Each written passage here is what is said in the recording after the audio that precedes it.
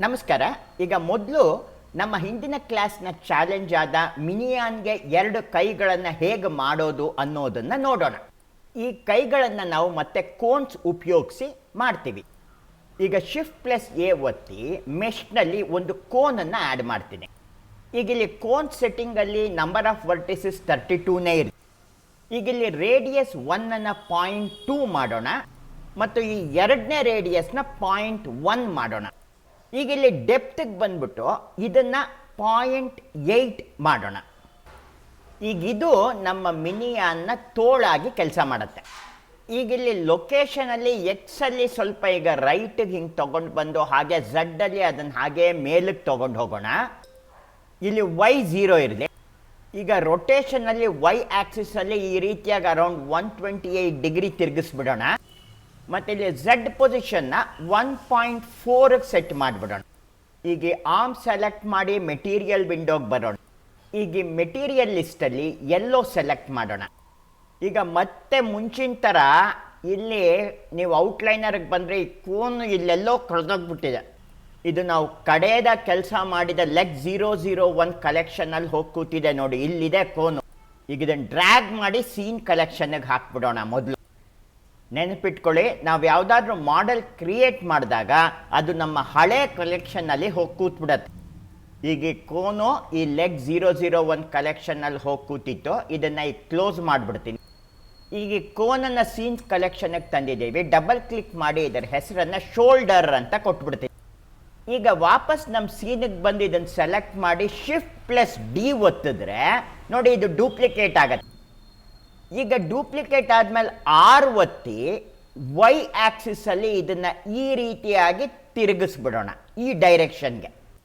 ಈಗ ಅದಾದ್ಮೇಲೆ G ಒತ್ತಿ ಇದನ್ನು ತೆಗೆದು ಶೋಲ್ಡರ್ನ ಕೆಳಗೆ ಹೀಗಿಟ್ಬಿಡೋಣ.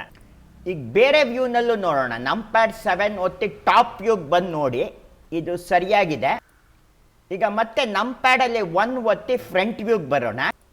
ಈಗ ಮೇಲಿನ ಶೋಲ್ಡರ್ ಸೆಲೆಕ್ಟ್ ಮಾಡಿ R ಒತ್ತಿ ಆಮೇಲೆ Y ಒತ್ತಿ ಇದನ್ನು ಇನ್ನೊಂದು ಚೂರು ಹೀಗೆ ರೊಟೇಟ್ ಮಾಡೋಣ. ಸ್ವಲ್ಪ ಇದನ್ನು ರೊಟೇಟ್ ಮಾಡಿ ಈ ಆ್ಯಂಗಲಲ್ಲಿ ಇಡೋಣ.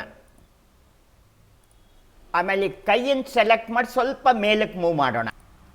ಈಗ ಇಲ್ಲಿ ಶೋಲ್ಡರ್ನ ಡೂಪ್ಲಿಕೇಟ್ ಮಾಡಿದ್ವಿ. ಈಗ ಔಟ್ಲೈನರ್ಗೆ ಬಂದ್ಬಿಟ್ಟು ಈ ಶೋಲ್ಡರ್ 001ಗೆ ಹ್ಯಾಂಡ್ ಅಂತ ಹೆಸರು ಕೊಟ್ಬಿಡೋಣ. ಯಾವಾಗಲೂ ಜ್ಞಾಪಕ ಇಟ್ಕೊಳ್ಳಿ, ಮಾಡೆಲ್ ಕ್ರಿಯೇಟ್ ಮಾಡಿದ ತಕ್ಷಣ ಅದಕ್ಕೆ ಸರಿಯಾದ ಒಂದು ಹೆಸರು ಕೊಟ್ಬಿಡಿ. ಈಗ ಇಲ್ಲಿ ಎರಡನೇ ಕೋನನ್ನು ಸೆಲೆಕ್ಟ್ ಮಾಡಿ ಮತ್ತೆ Shift+D ಒತ್ತುತ್ತೀನಿ. ಈಗ ಡೂಪ್ಲಿಕೇಟ್ ಆಗಿದೆ, ರೈಟ್ ಕ್ಲಿಕ್ ಮಾಡಿ ಆ ಡೂಪ್ಲಿಕೇಟ್ ಅದೇ ಜಾಗದಲ್ಲಿ ಇರೋ ಹಾಗೆ ಮಾಡೋಣ. ಈಗ ಡೂಪ್ಲಿಕೇಟ್ ಆಗಿರೋ ಕೋನು ಕರೆಕ್ಟಾಗಿ ಒರಿಜಿನಲ್ ಕೋನ್ ಮೇಲೆ ಕೂತ್ಕೊಂಡಿದೆ. ಇಲ್ಲಿ ನೀವೇನು ಗಮನಿಸಬೇಕು ಅಂದರೆ, ಈಗ G ಒತ್ತಿ ಎಕ್ಸಲ್ಲಿ ಮೂವ್ ಮಾಡಿದ್ರೆ ಅಥವಾ G ಒತ್ತಿ ಈ ರೀತಿಯಾಗಿ Y ಆ್ಯಕ್ಸಿಸಲ್ಲಿ ಮೂವ್ ಮಾಡಿದ್ರೆ ನೋಡಿ, ಇದು ಎಕ್ಸ್ ಆ್ಯಂಡ್ Y ಆ್ಯಕ್ಸಿಸಲ್ಲಿ ಆ ಕೈಯಿನ ಆ್ಯಕ್ಸಿಸಲ್ಲಿ ಅದು ಮೂವ್ ಆಗ್ತಾ ಇಲ್ಲ, ಇದು ಗ್ಲೋಬಲ್ ಆ್ಯಕ್ಸಿಸಲ್ಲಿ ಮೂವ್ ಆಗ್ತಾ ಇದೆ. ಈಗ ಇಲ್ಲಿ ನಿಮಗೆ ಸಂಕ್ಷಿಪ್ತವಾಗಿ ಒಂದು ಹೊಸ ಕಾನ್ಸೆಪ್ಟ್ನ ಹೇಳ್ತೀನಿ. ಇದೇನು ಅಂದರೆ ಗ್ಲೋಬಲ್ ಆ್ಯಂಡ್ ಲೋಕಲ್ ಆ್ಯಕ್ಸಿಸ್ ಅಂತ. ಈಗ ರೈಟ್ ಕ್ಲಿಕ್ ಮಾಡಿ ಡೂಪ್ಲಿಕೇಟ್ ಮೂವ್ಮೆಂಟ್ನ ಕ್ಯಾನ್ಸಲ್ ಮಾಡಿಬಿಡ್ತೀನಿ.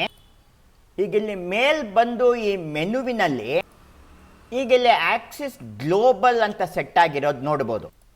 ಇದ್ರ ಮೇಲೆ ಕ್ಲಿಕ್ ಮಾಡಿದ್ರೆ ಎಷ್ಟೊಂದು ಆಪ್ಷನ್ಸ್ ಬರುತ್ತೆ. ಅದರಲ್ಲಿ ಈಗ ನಾನು ಲೋಕಲ್ ಅನ್ನೋ ಆಪ್ಷನ್ನ ಸೆಲೆಕ್ಟ್ ಮಾಡ್ತೀನಿ. ಈಗ ನಿಮಗೆ ವ್ಯತ್ಯಾಸ ತೋರಿಸೋದಕ್ಕೆ ಗ್ಲೋಬಲ್ ಇಟ್ಟಾಗ ಈಗ G ಆ್ಯಂಡ್ X ಒತ್ತು ಮೂವ್ ಮಾಡಿದ್ರೆ ನೋಡಿ ಯಾವ ಡೈರೆಕ್ಷನಲ್ಲಿ ಮೂವ್ ಆಗ್ತಾ ಇದೆ. ಈಗ ಝಡ್ ಒತ್ತಿದ್ರೆ ನೋಡಿ ಯಾವ ಡೈರೆಕ್ಷನಲ್ಲಿ ಮೂವ್ ಆಗ್ತಾ ಇದೆ. ಈಗ ರೈಟ್ ಕ್ಲಿಕ್ ಮಾಡಿ ಅದನ್ನು ಕ್ಯಾನ್ಸಲ್ ಮಾಡಿಬಿಡಿ. ಈಗ ಇದನ್ನು ಲೋಕಲ್ಗೆ ಚೇಂಜ್ ಮಾಡಿದ್ರೆ ಈಗೇನಾಯಿತು ಅಂದರೆ ಈ XYZ ಆ್ಯಕ್ಸಿಸ್ಗಳು ಈ ಒಂದು ಕೋನಿಗೆ ಲೋಕಲ್ ಆ್ಯಕ್ಸಿಸ್ ಆಗಿ ಇದಕ್ಕೆ ತಕ್ಕ ಹಾಗೆ ಕೆಲಸ ಮಾಡುತ್ತೆ.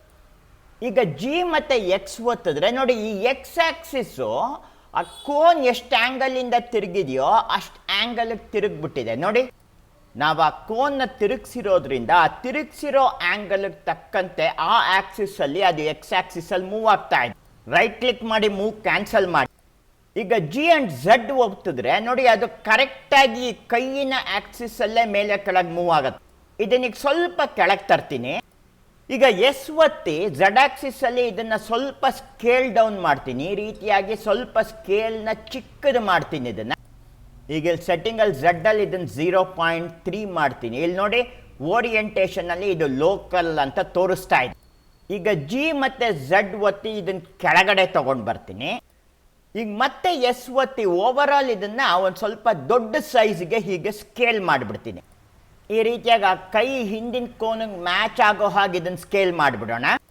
ಆ ಹಿಂದಿನ ಕೈಗಿದು ಫಿಟ್ ಆಗಬೇಕು, ಹಾಗೆ ಸ್ಕೇಲ್ ಮಾಡೋಣ. ಈಗ ಮತ್ತೆ ಎಸ್ ಮತ್ತು ಝಡ್ ಒತ್ತಿ ಝಡ್ ಆಕ್ಸಿಸಲ್ಲಿ ಇನ್ನೊಂದು ಚೂರು ಈ ರೀತಿಯಾಗಿ ಸ್ಕೇಲ್ ಡೌನ್ ಮಾಡಿಬಿಡೋಣ. ಈಗ ಇದು ಕೋನಿನ 3ನೇ ಕೋನ್ ಇದು. ಇದಕ್ಕೆ ನಾನು ಈ ಔಟ್ಲೈನರಲ್ಲಿ ಬಂದ್ಬಿಟ್ಟು ಈ ಹೆಸರು ಹ್ಯಾಂಡ್ 001 ಮೇಲೆ ಕ್ಲಿಕ್ ಮಾಡಿ ಫಿಂಗರ್ಸ್ ಅಂತ ಹೆಸರು ಕೊಟ್ಬಿಡ್ತೀನಿ. ಈ ಫಿಂಗರ್ ಸೆಲೆಕ್ಟ್ ಮಾಡಿ ಮೆಟೀರಿಯಲ್ಗೆ ಬಂದು ಇದಕ್ಕೊಂದು ಬ್ಲ್ಯಾಕ್ ಮೆಟೀರಿಯಲ್ ಕೊಟ್ಬಿಡ್ತೀನಿ. ಈಗ ಮತ್ತೆ ಈ ಫಿಂಗರ್ ಕೋನ್ ಸೆಲೆಕ್ಟ್ ಮಾಡಿ ಜಿ ಆ್ಯಂಡ್ ಝಡ್ ಒತ್ತಿ ಸ್ವಲ್ಪ ಅದನ್ನು ಕೆಳಗಡೆ ತೊಗೊಂಡು ಬನ್ನಿ. ಈಗ ಔಟ್ಲೈನರಲ್ಲಿ ಬಂದು ಸೀನ್ ಸೆಲೆಕ್ಷನ್ ರೈಟ್ ಕ್ಲಿಕ್ ಮಾಡಿ ನ್ಯೂ ಕಲೆಕ್ಷನ್ ಅಂತ ಕ್ಲಿಕ್ ಮಾಡಿ ಈಗ ಈ ಕಲೆಕ್ಷನ್ಗೆ ಆರ್ಮ್ಸ್ ಅಂತ ಹೆಸರು ಕೊಡ್ತೀನಿ. ಈಗ ಎಂಟರ್ ಹೊಡೆದು ಆಮೇಲೆ ಶೋಲ್ಡರ್ ಸೆಲೆಕ್ಟ್ ಮಾಡಿ ಕಂಟ್ರೋಲ್ ಒತ್ತಿಟ್ಕೊಂಡು ಹ್ಯಾಂಡ್ ಸೆಲೆಕ್ಟ್ ಮಾಡ್ತೀನಿ ಸೆಲೆಕ್ಷನ್ನ ಆ್ಯಡ್ ಮಾಡೋಕ್ಕೆ. ಆಮೇಲೆ ಕಂಟ್ರೋಲ್ ಒತ್ತಿಟ್ಕೊಂಡು ಫಿಂಗರ್ಸ್ ಮೇಲೆ ಒತ್ತಿ ಈಗ ಈ 3 ಸೆಲೆಕ್ಟ್ ಆಗಿದೆ. ಇದನ್ನು ಡ್ರ್ಯಾಗ್ ಮಾಡಿ ಈ ಆರ್ಮ್ಸ್ ಅನ್ನೋ ಕಲೆಕ್ಷನ್ ಮೇಲೆ ಡ್ರಾಪ್ ಮಾಡ್ತೀನಿ. ಈಗ ಆರ್ಮ್ ಕಲೆಕ್ಷನ್ ಮೇಲೆ ರೈಟ್ ಕ್ಲಿಕ್ ಮಾಡಿ ಡೂಪ್ಲಿಕೇಟ್ ಕಲೆಕ್ಷನ್ ಅಂತ ಹೊಡಿತೀನಿ. ಈ ಆರ್ಮ್ 001 ಮೇಲೆ ರೈಟ್ ಕ್ಲಿಕ್ ಮಾಡಿ ಸೆಲೆಕ್ಟ್ ಆಬ್ಜೆಕ್ಟ್ಸ್ ಅನ್ನೋದನ್ನು ಆರಿಸ್ತೀನಿ. ಈಗ ಇಲ್ಲಿ ಮೇಲೆ ವಾಪಸ್ಸು ನಾವು ಲೋಕಲಿಂದ ಗ್ಲೋಬಲ್ ಆಕ್ಸಿಸ್ಗೆ ಸ್ವಿಚ್ ಮಾಡಿಬಿಡೋಣ. ಈಗ ಜಿ ಒತ್ತಿ ಎಕ್ಸ್ ಒತ್ತಿ ಎಕ್ಸ್ ಆಕ್ಸಿಸ್ ಎಲ್ಲ ಇದನ್ನು ಎಡಗಡೆಗೆ ಹೀಗೆ ತೊಗೊಂಡು ಬರ್ತೀನಿ. ಈ ಮೈನ ಎಡಭಾಗಕ್ಕೆ ತೊಗೊಂಡು ಬರೋಣ. ಆಮೇಲೆ ಏನು ಮಾಡ್ತೀನಿ ಅಂದರೆ ಆರ್ ಒತ್ತಿ ವೈ ಒತ್ತಿ 180 ಟೈಪ್ ಮಾಡಿ ಈಗ ಎಂಟರ್ ಹೊಡೆದ್ರೆ ನೋಡಿ ಇದು ಉಲ್ಟಾ 180 ಡಿಗ್ರಿ ತಿರುಗಿಬಿಡ್ತು. ಈಗ ಜಿ ಮತ್ತು ಝಡ್ ಒತ್ತಿ ಇದನ್ನು ಹಾಗೆ ಸ್ವಲ್ಪ ಮೇಲಕ್ಕೆ ಹಿಂಗೆ ಮೂವ್ ಮಾಡಿಬಿಡಿ. ಈಗ ಇಲ್ಲಿ ಫೈಲ್ಗೆ ಹೋಗಿ ಸೇವ್ ಆ್ಯಸ್ ಅಂತ ಹೊಡೆದು ಈಗ ಇಲ್ಲಿ ಫೈಲ್ಗೆ 3 ಮಿನಿಯನ್ಸ್ ಆದಮೇಲೆ _with_ ಹ್ಯಾಂಡ್ಸ್ ಅಂತ ಹೆಸರು ಕೊಟ್ಟು ಇದಕ್ಕೆ ಸೇವ್ ಮಾಡಿಬಿಡಿ. ಇಲ್ಲಿಗೆ ನಮ್ಮ ಚಾಲೆಂಜ್ ಸಂಪೂರ್ಣ ಆಯಿತು. ಇನ್ನು ನಮ್ಮ ಮುಂದಿನ ಬೇಟೆನಲ್ಲಿ ಎಡಿಟ್ ಮೋಡಲ್ಲಿ ಹೇಗೆ ಕೆಲಸ ಮಾಡೋದು ಅನ್ನೋದನ್ನು ತಿಳ್ಕೊಳ್ಳೋಣ. ಧನ್ಯವಾದಗಳು.